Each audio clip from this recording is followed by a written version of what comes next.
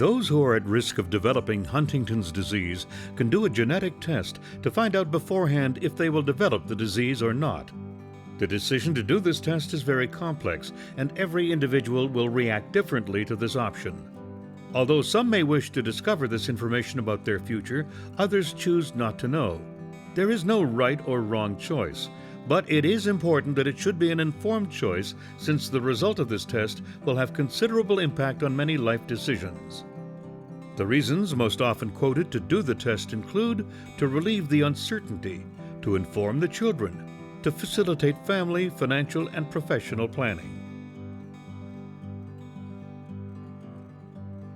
Predictive tests are offered by genetic centers and follow a procedure based on international recommendations. The test is done using a blood sample that can be drawn during a visit to the center. At any time, the person at risk may postpone the process or stop it completely. The process may vary according to the needs of each person and may be different from one center to another, but there will always be a consultation with a genetic counselor or a medical geneticist. This consultation includes discussion about several aspects, including Huntington's disease and the family situation, reasons to continue or stop the testing process, impacts for the person at risk and the family, possible consequences and reactions to the result, whether it's positive or negative, support, preparation for the result, life insurance, and other possible discrimination issues. The mental health and emotional well-being of the at-risk person are assessed in order to allow for a referral to a psychologist or a psychiatrist if necessary. This allows setting up a larger support network before carrying out the test. When the results are given, the at-risk person must be accompanied, because this moment is usually stressful regardless of the result. Here are some possible examples of reactions when the results are disclosed.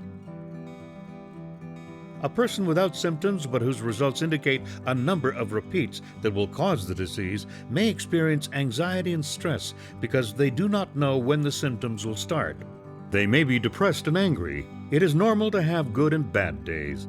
Eventually, most people manage their results and will use the information to organize their lives. If difficulties persist, it is recommended to make an appointment with a neurologist or a mental health expert. A person with symptoms and whose result indicates a number of repeats that will cause the disease may be relieved to have an explanation for the changes they had noticed. The result may help adapt tasks according to capability, thereby reducing stress at work. The person may experience sadness, anger, and depression. It is recommended to meet with a specialist to get further support and answers to questions that may arise. A person whose results indicate a normal number of repeats may feel joy and relief, but they may also go through a difficult period because the good news has not solved the problem that may have been present before the test. Furthermore, the disease may continue to be a part of a daily life if other family members are affected. The spared person may feel guilty toward affected family members.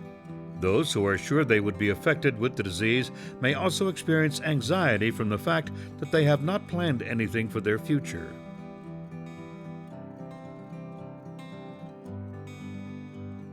To find out more about the issues surrounding predictive testing, please visit the following website: